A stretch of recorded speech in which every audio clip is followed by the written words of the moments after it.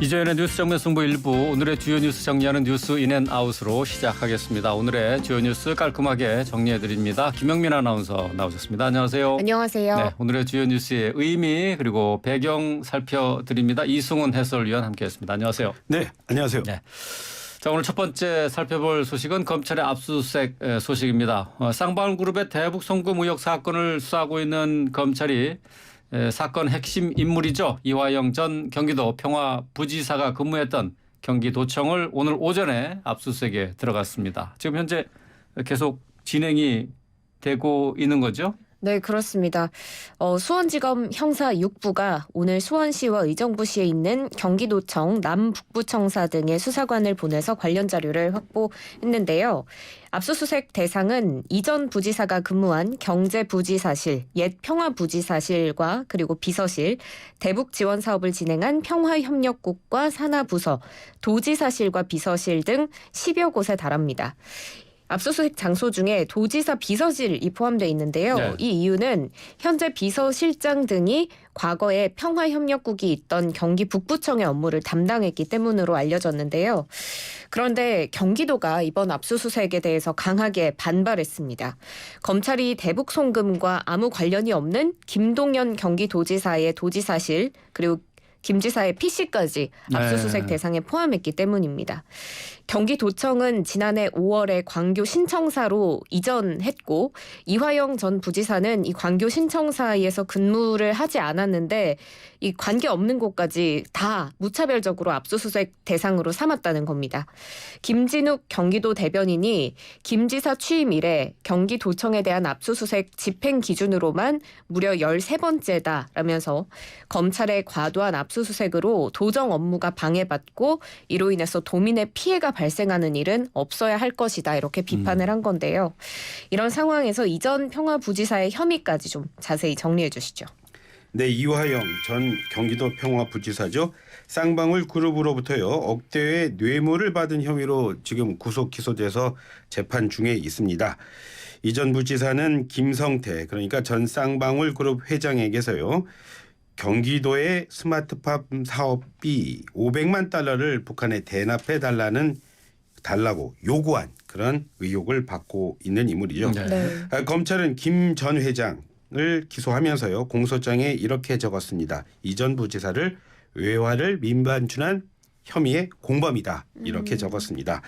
검찰은 이전 부지사가 김 전 회장에게요 북한의 스마트폰 비용을 지급하지 않을 경우에는 앞으로 경기도의 대북 사업이 어려워진다면서 쌍방울 그룹이 경기도를 대신해서 스마트폰 비용을 북한에 지원해달라는 취지로 요청을 한 걸로 파악을 하고 있습니다.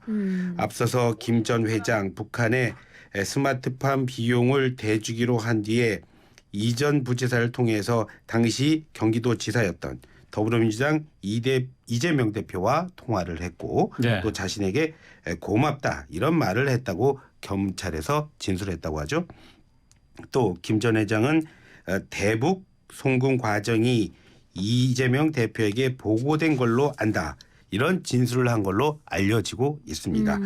물론 이와 관련해서 이 대표 그리고 이화영 전 부지사 쌍방울의 대북 송금이 이루어진 사실 전혀 알지 못했다. 경기도를 위해서 쌍방울이 북한에 금전을 제공할 아무런 이유가 없다. 또 대북 송금이 필요한 경기도에 어떠한 대북 활동도 없었다면서 혐의 완강히 부인하고 있습니다. 네.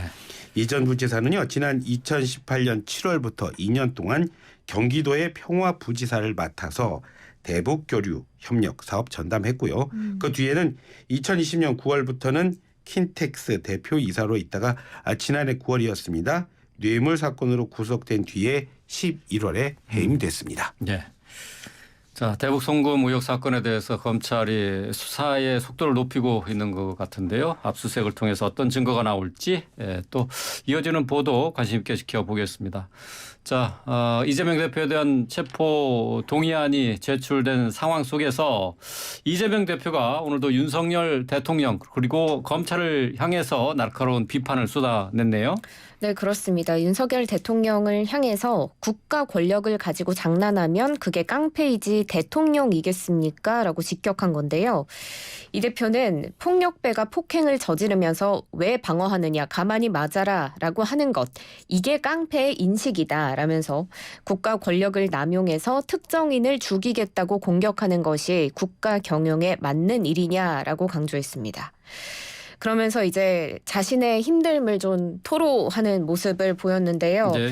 이재명을 잡아보겠다고 이재명의 가족, 이재명의 친구, 이재명의 후원자, 이재명의 이웃, 이재명의 지지자들, 이재명과 아는 사람들, 이재명과 관계 있는 사람들은 대체 저 때문에 지금 고통이 너무 크다. 275번의 압수수색이라고 하는 것은 아마 전무후무한 대한민국 검찰사의 역사가 될 것이다. 이렇게 덧붙였습니다. 그러면서 또 하나 더한 이야기가 이제 자신뿐 아니라 배우자인 김건희 여사에 대한 언급을 하기도 했죠. 그러니까 윤 대통령뿐 아니라 그렇죠. 김건희 여사에 대한 그 겨냥을 한 건데요. 오늘 참 그 이재명 대표의 발언을 보면 숫자 참 많이 나왔습니다. 그러면서 숫자 본인도 그러더라고요. 요즘 숫자가 유행이라는데 133 이건 무슨 사건 번호입니까? 또 275 이건 무슨 압수수색 횟수입니까? 뭐 이런 얘기를 했는데 뭐 윤 대통령의 부인 말씀하신 대로 윤 대통령의 부인 김건희 여사의 주가 조작 의혹 사건 그걸 겨냥한 걸로 보입니다. 이 대표는 또 이런 말 했어요. 자살 문제를 해결하겠다고 자살에 많이 사용되는 번개탄 만드는 걸 막는다는 정책 발표를 했다고 한다. 그런 식으로 정부가 그 정책한다면서 국가 권력 가지고 정치 집단이 겨우 하는 짓이라고는 국민의 처참한 삶을 가지고 농단을 한다는 거다. 참 거친 표현 쓰더라고요. 그러면서 또 할 말이 많은 것 같았습니다. 그러면서 할 말 많은 듯이 적절한 시점에 내 입장 말씀드릴 기회 갖도록 하겠다 이런 말 했는데 네. 그런 말 하니까는 좀 기자들이 궁금해서 박성중 대변인에게 물어봤어요. 그랬더니 박성중 대변인이 하는 말이 곧 아마 조만간에 그 기자회견 할 거다 이런 말 하더라고요. 네. 네, 이런 가운데 여당인 주호영 국민의힘 원내대표가 오늘 더불어민주당이 이재명 대표 방탄국회를 하고 있다고 본다 이렇게 밝혔습니다.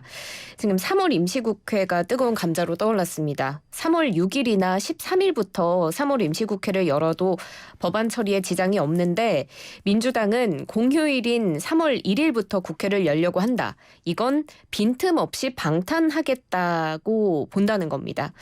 그래서 오늘 오전에 주호영 국민의힘 원내대표 그리고 박홍근 민주당 원내대표가 회동을 갖고 3월 임시회 회기에 대해서 논의를 했지만 이제 뚜렷한 합의점은 도출하지 못한 채 끝났는데요. 국민의힘은 민주당이 방탄국회를 하려고 3월 1일에 빈틈없이 국회를 열려고 한다 이렇게 보지만 민주당은 법에 따른 처리라고 말하고 있거든요. 네. 이른바 일하는 국회법에 따라서 2월부터 6월까지 매달 1일에 이제 임시회를 열어야 하기 때문에 민주당은 개회일이 통상 여야 합의로 정해졌고 법에도 정해져 있다면서 이재명 방탄과는 무관하다라는 입장입니다. 이 법안을 좀 더 자세히 살펴보면 2020년 12월에 통과된 일하는 국회법에 따라서 현재 국회법 제5조의 2에 보면 2월, 3월, 4월, 5월, 6월에는 1일에 그리고 8월 16일에 임시회를 집회한다 이렇게 명시돼 있습니다. 반면에 국민의힘은 3월 임시국회를 좀 늦게 열더라도 그 사이에 이 대표가 법원에 출석해서 영장실질심사를 받아야 한다라는 입장이거든요. 주호영 원내대표는 오늘 3월 임시회뿐만 아니라 노란봉투법에 대한 생각도 덧붙였는데요. 이 내용 정리해 주시죠. 말이 가장 많은 곳이 또 국회 아닙니까? 오늘도 뭐 조금 전에 이재명 대표 발언 말씀드렸지만은 또 주호영 원내대표 역시도요. 오늘 역시도 뭐 말잔치가 벌어졌다 이렇게 말씀드릴 수 있겠네요. 주호영 원내대표 노란봉투법이 강행 처리한 데 대해서요. 민주당이 계속 선거에 지고도 뭐 때문에 졌는지를 잘 모르는 듯하다. 그런 말 했습니다. 또 그렇지 않아도 노조 천국이다. 불법 파업 천국이다. 이런 말 들었기 때문에 기업들이 우리나라에 공장 안 지으려고 하고요. 또 국내 일자리가 점점 줄어드는 마당에 이번에 또 강성 노조들에 대해서 파업 쉽게 하려고 파업해도 책임을 무겁게 묻지 않은 법을 만들려고 하고 있다면서 이렇게 되면 미래의 젊은 이 세대의 일자리는 점점 없어지게 될 거고 경제는 점점 어려워질 거다. 그런 말을 했습니다. 그러면서 민주당이 민주노총의 지지에 기대해서 당을 유지하려는 생각이 아니라면 과연 저렇게 안건 조정위를 무사 통과하자고 하지는 않았을 텐데 이런 말 했고요. 네. 또 국민의힘은 최대한 국민에게 알리고 저지하기 위해서 노력을 하겠지만 민주당이 끝내 밀어붙인다면 내년 선거에 이겨서 우리가 법 개정하는 것밖에 방법이 없다 이런 말 했습니다. 국민의힘 당권 경쟁하고 또 지금 뭐 말씀드린 대로 이런 말 하는 거 보면 내년 선거 얘기를 하는 거 보면 총선이 다가오는가 봅니다. 네. 자, 뭐 국회에서 민주당이 강행 처리한 법안들이 있죠. 양국관리법, 노란봉투법 앞으로 계속해서 국회 내에서는 이 법과 관련해서 논란 이어질 것 같습니다. 자, 우리 경제 얘기 좀 해보겠습니다. 우리 경제 어렵다는 얘기 많이 듣고 있고 또 실제로 생활 속에서도 많이 느끼고 있죠. 근데 지난달 경제 고통 지수가 같은 달 기준으로 역대 최고를 기록했다 하는 보도가 있네요. 네, 먼저 이 경제 고통 지수가 뭔지부터 알아야 될 것 네. 같은데요. 굳이 설명하지 않더라도 느낄 수 있죠. 그렇죠. 경제 때문에 얼마나 고통을 받고 있는가를 이제 지표로 어떻게 나타낸 건데요. 미국의 경제학자인 아서 오쿤이 고안한 개념입니다. 국민들이 실제로 느끼는 경제적 생활의 고통을 계량화해서 수치로 나타낸 거고 이 수치가 클수록 우리 국민들의 경제적 고통이 심하다는 걸 나타내는 겁니다. 지금 치솟는 물가와 고용 불안이 겹치면서 지난달이죠. 1월에 경제 고통 지수 8.8을 기록했고요. 예. 전체 집계 중 1월 같은 달 1월 기준으로 역대 최고입니다. 이 수치가 1999년 6월에 실업률 집계 기준이 변경된 이래 1월 기준으로 최고치인 건데요. 1999년 5월이 IMF 시기였거든요. 그랬던 걸 고려하면 지금 우리 국민들이 얼마나 경제적으로 고통을 느끼는지 비교가 되실 겁니다. 구체적으로 살펴보면 지난달 실업률이 3.6%로 1년 전보다 0.5%포인트 내렸는데 물가 상승률은 5.2%로 1.6%포인트 올랐습니다. 그러면서 실업률은 내렸는데 물가가 크게 오른 게 이 경제 고통지수 상승에 영향을 미친 겁니다. 1월 수치만 보는 게 아니라 전체 월간 지수를 통틀어서 살펴봤을 때는 작년 7월 이 9.2를 기록하면서 가장 높은 경제 고통 지수를 기록했고요. 네. 이어서는 2001년 2월, 3월, 2022년 6월, 2008년 7월, 2001년 5월, 2001년 4월 등으로 높은 수치를 보였습니다. 일단 지난달 1월의 경제 고통 지수가 높게 나타났던 이유를 뉴스인 해주세요. 보통 1월은요 다른 때보다도 다른 달에 비해서도 실업률이 높게 나타납니다. 이유는 뭐냐면요. 졸업하잖아요. 고등학생들 네. 졸업하죠. 대학생들 졸업하죠. 졸업생들이 대거 취업시장에 뛰어듭니다. 거기에다가 겨울철에는 추우니까 건설 현장 대부분 문을 닫는 곳이 많습니다. 네. 그렇기 때문에 건설 현장 일감이 줄기 때문에 보통 다른 때보다도 실업률이 높긴 하지만 그래도 많이 높다 이런 얘기를 하는 겁니다. 실업자 수를 제가 보니까요. 지난달에 102만 4천 명을 기록했습니다. 지난해 1월 114만 3천 명 이후에 1년 만에 또다시 100만 명을 또 넘었습니다. 물가가 올라서 살림살이 팍팍하죠. 그런데 지금처럼 일자리 구하기 힘들면 경제적 어려움은 배가 될 수밖에 없다. 그래서 말씀하신 대로 지난달 뭐 경제 고통 지수가 최고를 찍었다. 뭐 이렇게 얘기가 되는 거겠죠. 최근에 물가 상승률 한번 살펴봤어요. 그랬더니 지난 2021년 4월부터요. 지난달까지 벌써 22개월째 한국은행이 물가 안정 목표로 삼은 게 물가 한 2.0%까지 오르면 괜찮다 이렇게 얘기를 하거든요. 네. 하지만 22개월째 그걸 웃돌고 있습니다. 네. 게다가 잘 아시겠지만 1월에는 겨울이니까 겨울철에 필수라고 할 수 있는 난방비 있죠. 그렇기 때문에 생계비 지출 늘어나는 시기인데 거기다가 최근에 또 전기요금 또 인상 등의 영향이 있었죠. 그래서 지난달 물가 상승률이요. 말씀하신 대로 5.2%를 기록을 했는데 문제는 이런 고물가의 기조가 진정이 되지 않고 있다는 겁니다. 특히 전기, 가스, 수도 이 물가만 보면요. 1년 전보다요. 28.3% 급등했습니다. 이거는 그러니까 전기가스 수도에 대한 따로 통계를 작성하기 시작한 게 2010년부터였는데요. 역대 최고치입니다. 그렇군요. 물가가는 계속 오르고 또 실업률도 높아지고 있는 상황에서 경제 고통지수 8.8을 기록했다 하는 소식인데 앞으로가 더 문제일 것 같습니다. 자, 앞으로는 반지 하방 새로 짓지 못하게 되는데요. 작년 여름이었죠. 수도권에 내렸던 엄청난 폭우로 반지하에 살던 일가족이 사망하는 안타까운 사고가 있었죠. 이에 따른 대책으로 이제 앞으로는 반지 하방 신축하지 못한다고요? 네, 그렇습니다. 지난해 여름에 폭우로 인한 인명피해까지 발생하면서 도시 그리고 주택 전반의 재해 대응력을 강화해야 한다라는 목소리가 높아졌는데요. 그래서 국토교통부가 관련 대책을 담은 기후 변화에 따른 도시주택 재해 대응력 강화 방안 오늘 발표했습니다. 먼저 말씀하신 것처럼 반지하를 포함하고 있는 지하주택 신축 금지됩니다. 하지만 침수의 위험성이 낮으면 조례로 정하는 때에만 예외적으로 신축을 허용하기는 합니다. 네. 기존의 반지하 주택도 있을 거잖아요. 공공이 그렇죠. 매입해서 지상은 공공임대주택으로 활용하고 지하는 커뮤니티 시설로 활용한다는 그런 방침입니다. 반지하 주택 거주자도 있는데 여기에 대해서는 공공임대 우선 공급 비중을 늘리기로 했습니다. 15%에서 30%로 확대하기로 했고요. 또 거주자가 살고 있는 생활권 안에 원하는 공공임대가 없어서 민간임대로 이주하기를 원할 때는 최대 5천만 원의 보증금 무이자 대출을 지원하기로 했습니다. 네. 그리고 반지하 주택이 밀집해 있는 지역은 정비사업 요건을 완화해서 재개발이나 신축이 좀 쉽게 될 수 있도록 유도하는데요.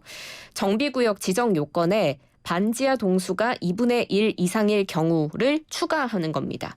그러니까 한 구역에 있는 주택들 중에 반 이상의 반지하가 있으면 여기를 재개발구역, 도심 공공주택 복합사업, 소규모 정비 관리지역 등으로 지정할 수 있도록 한 겁니다. 몇 가지 더 이야기를 해드리자면 반지하가 포함되어 있는 매입 임대는 공공사업자가 침수 방지 시설을 우선 설치하도록 했고요. 또 주거급여를 수급 중인 자가 가구는 침수 방지 시설을 설치할 수 있도록 지원을 해줍니다.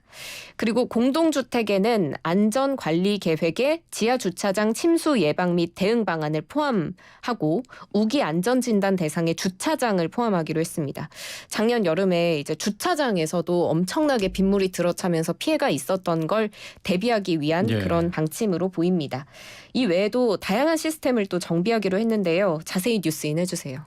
네, 눈에 띄는 거는 방제지구가 50% 절반 이상 포함되는 지역에서 재개발이나 소규모 주택 정비 사업을 하게 되면 정비계획 위반 요건을 완화해 주는 게 눈에 띄더라고요.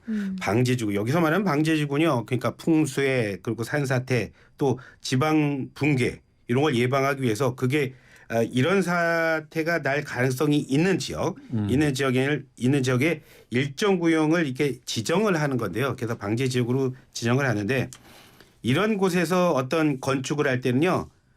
그냥 하면 안 되고 재해 저감 대책이라는 걸 세울 수밖에 없습니다. 네. 위험한 곳에 하게 되니까요. 그런데 이 재해 저감 대책을 세우게 되면 또 돈이 들지 않습니까? 그렇기 때문에 이곳에 재해 저감 대책을 만들겠다. 그리고 그것을 이행하는 것을 전제로 해서요. 용적률을 완화해 줍니다. 그럴 경우에 기존에는 1.2배를 용적률을 완화해 줬는데 네. 이거를 1.4배까지 완화해 주겠다. 이런 내용이 포함이 돼 있더라고요. 네. 그러니까 용적률을 높여준다는 건 이거죠. 방제지구에서는 더 좁은 땅에서 더 높은 건물을 이제 지을 수 있게 된 겁니다. 한마디로 사업을 하시는 입장에서는 지금보다는 사업하기가 편하게 될 것이고 다시 말해서 그렇게 된다면 정비구역에서 재개발 그리고 주택 정비 사업 하겠다는 사람은 지금보다 더 늘어나게 되는 겁니다. 그런 아마 효과를 노리는 것으로 보이죠. 또 다른 게 있었는데요. 국토부는 또 그 도시의 재해 위험을 사전에 진단하기 위해서 아마 조금 전에 말씀하신 그런 내용 때문에 이런 그 그 안들이 나오는 것 같은데요. 지난 2015년부터 의무화했던 도시재해 취약성 분석 제도도 좀 손보겠다 이렇게 얘기를 하고더라고요. 이 이유는 최근에 극한 기후 상황, 그러니까 너무 덥고 너무 추운 일이 반복이 되고 있는데 2015년에 만들었던 그 제도는 지금 사용하기는 불편하니까 조금 더 손을 봐서 더 실체적으로 사용할 수 있는 그런 제도를 만들겠다. 그런 의도로 네. 보입니다. 주거 환경 개선 사업에 있어서 어쨌든 인센티브를 줘서 사업성을 높여서 그만큼 그 환경 개선을 하기 위한 건설 사업을 더 늘려가도록 하겠다. 속도를 좀 높여보겠다. 그런 정책 의지가 담겨 있는 것 같습니다. 자, 계속해서 이번에는 코로나19와 관련된 내용인데요. 중국에서 들어오는 입국자들, 우리나라에 들어오면은 PCR 검사를 무조건 받아야 되는데 이게 다음 달 1일부터는 해지가 되는군요. 네, 그렇습니다. 코로나19 PCR 검사 해제는 물론이고요. 중국발 항공편이 원래는 인천공항으로만 도착하도록 했는데 이 조치도 3월 1일부터 해제하기로 했습니다. 오늘 중앙재난안전대책본부 회의에서 김성호 중대본 제2총괄조정관이 발표했는데요. 지금 국내 코로나19 상황이 안정세고 중국발 입국자의 양성률도 2월 셋째 주 기준으로 0.6%까지 떨어진 점을 들었습니다. 네. 방역 조치의 추가적인 완화가 가능할 것으로 판단된다고 규제 해제 배경을 설명했는데요. 그렇지만 아직 남아있는 조치도 있습니다. 입국 전 PCR 검사. 그러니까 지금은 입국 후 검사 의무화를 해제한다는 거고요. 입국 전 검사는 남아있고 그리고 검역 정보 사전 입력 시스템인 Q코드의 이용 의무화도 남겨두기로 했습니다. 3월 10일까지 연장하고요. 다른 조치 중단이 어떤 영향을 미치는지 보고 난 뒤에 남은 조치도 해제할지를 결정하겠다는 겁니다. 정부의 이 같은 판단 배경 뉴스인 해주세요. 네, 김영민 아나운서가 조금 전 잠깐 언급을 해주셨는데 그런 겁니다. 우리 정부 이제 그 중국 코로나 상황 안정세로 보고 있는 겁니다. 이게 네. 가장 크고요. 그리고 또 다행히 그 전 세계 WHO를 비롯해서 가장 얘기가 많이 있었던 게 그거 아니었어요. 중국에서 그 환자가 없던 곳에서 갑자기 환자가 늘어나게 되면 그런 곳에서 가장 우려되는 게 신종 변이 바이러스에 대한 우려인데 그렇죠. 그것도 없었기 때문에 뭐 이렇다면 좀 풀어줘도 되지 않을까 이런 판단을 한 걸로 보입니다. 지난달 2일부터였죠. 지난달 2일부터 지금 제가 말씀드린 이런 이유 때문에 또 중단을 해왔는데 그래서 그런 이유 때문에 중국인에 대한 단기 비자 발급을 해왔는데 지난 11일에 재개를 했고요. 네. 또 이에 발맞춰서 중국도 이제 지난 18일부터 우리 한국인에 대한 단기 비자 발급 제한 조치 해제하니까 그런 후속 조치다 이렇게 보시면 될 겁니다. 네. 저 항공편 증편 김영민 아나운서도 말씀을 해주셨지만 그걸 더 말씀드리면은 정부 또 중국발 항공편을 더 자세히 말씀드리면 주 62회인데 이걸 이달 말까지 주 80회로 증편을 합니다. 네. 그리고 다음 달부터는 이거를 100회까지 드리겠다는 거죠. 인천 열고 또 김포 열고 제주도 열면 이렇게 될 겁니다. 지금 코로나19 국내 상황을 보면요. 지난주에 하루 평균 확진자 수는요. 11,599명 정도예요. 많이 네. 줄었죠. 네. 전주보다 이게 한 14.4% 줄면서 뭐 8주 연속 감소세를 보이고 있는 겁니다. 특히 우리가 가장 많이 걱정하는 게 이거 아닙니까? 또 거기에서 위중증 환자. 그렇죠. 예, 뭐 이준 앵커 잘 아시겠지만 신규 위중증 환자 수를 보니까 약 7개월 만에 이제 한 100명대로 진입을 했고요. 숨진 사람도 이달 들어서 지속적으로 줄고 있습니다. 다만 걱정이 되는 건 여전히 있습니다. 최근의 상황을 보니까 60대 이상의 예방 접종률이 30대 초반에서 이제 머물고 있어요. 더 늘어나지 않는 건데 네. 그렇게 되면은 가장 걱정이 되는 게 이 중증화율인데 중증화율. 그러니까 이게 그 감염이 돼서 이제 걱정되는 상태로 가는 환자들이 늘어나는 비율 이걸 중증화율이라고 하는데 중증화율은 4주 연속 올라가 있습니다. 네. 어쨌든 코로나19의 확산세가 어느 정도 잡혀가고 있다라는 점에서 반가운 소식이고요. 또 이제 중국에서 들어오는 입국자들에 대해서 PCR 검사를 더 이상 이제 의무화하지 않는다 하는 것 때문에 한동안 이게 이제 외교 문제가 되지 않았습니까? 양국 간의 국민 감정도 많이 상했었는데 그런 조치를 일단 없애도 해제되는 단계에 들었다는 것도 그것도 반가운 소식이 아닐 수 없겠네요. 자, 오늘 주요 뉴스 정리한 뉴스 인앤아웃 이승훈 해설위원 또 김영민 아나운서와 함께했습니다. 고맙습니다. 고맙습니다. 네, 감사합니다.